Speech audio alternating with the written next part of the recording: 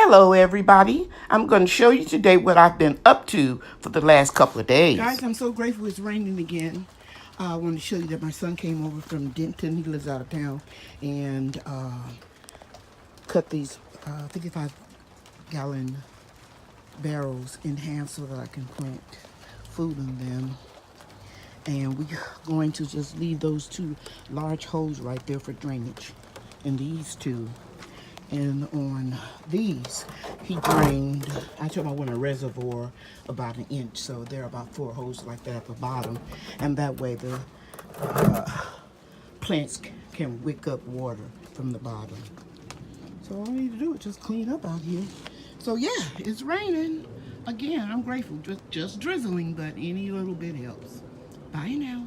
I hope you guys get raining again, but I want to show you guys that I put some dried plants that I had pulled up and put on top of the compost pile. I put it on top of these two containers here, and I'm going to let the rain soften it up a little bit, and then I'll put some dry, well not dry, but regular compost on top of it.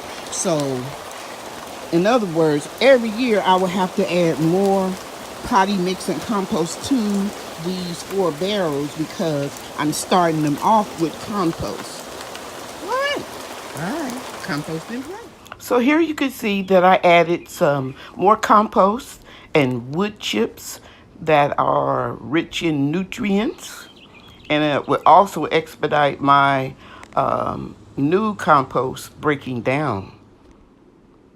Guys, I want to show you these sweet potatoes that I found in my pantry about 10 days ago. And after about a week, this is what they look like. And here's what they looked like the other day after I applied my organic tea. And I made a video on that if you want to check it out. And here's the other planter.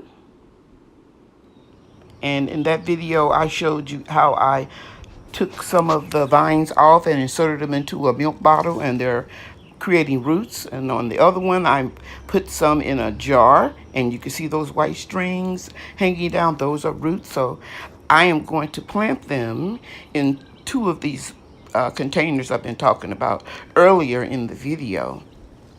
And this is where they're going to sit, right here. I'm going to drag them over there, but I got to get up those moonflowers that I heavily pruned because they were just taking over my main strawberry bed.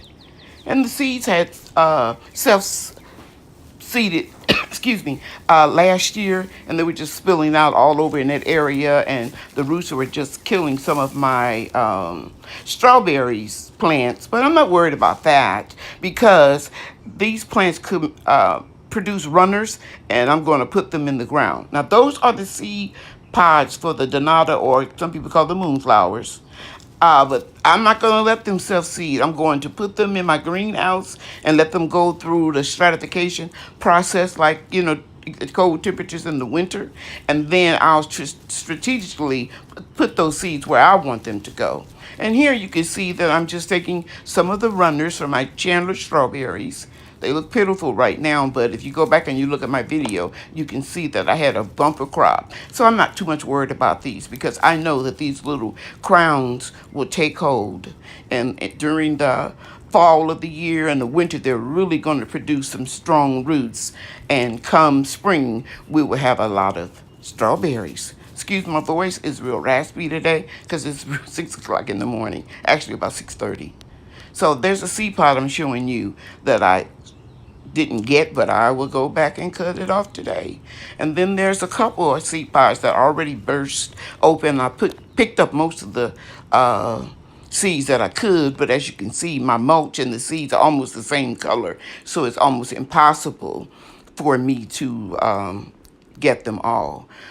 But I know what the plant looks like, and it starts to grow. Germinate. Those seeds start to germinate about the end of May, the 1st of June, and I would just pull those little seedlings up and transplant them in my front yard, where in the garden beds, flower beds, where I want them to go.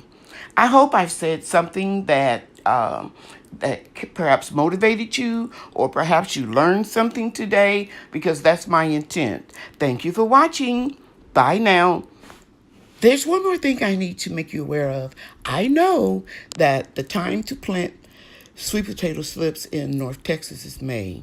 But keep in mind, I'm composting in these barrels, and I found those sweet potatoes already making vines. So I know this is an experiment, and I may not get sweet potatoes, but it's sure worth a shot.